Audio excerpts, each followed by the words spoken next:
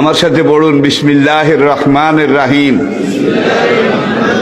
আস্তাগফিরুল্লাহ রব্বি মিন কুল্লি যামবিন ওয়া আতুবু ইলাইহি লা হাওলা ওয়ালা কুওয়াতা ইল্লা বিল্লাহিল আলিয়্যিল আযীম।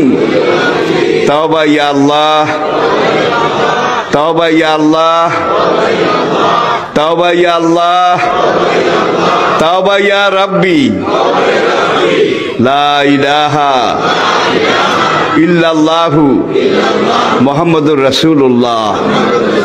আল্লাহর কসম, পিছনের জীবনে সব গুনাহ আল্লাহ মাফ করে দিয়েছে এই তওবার কারণে, সব মাফ করিয়া লাইছে।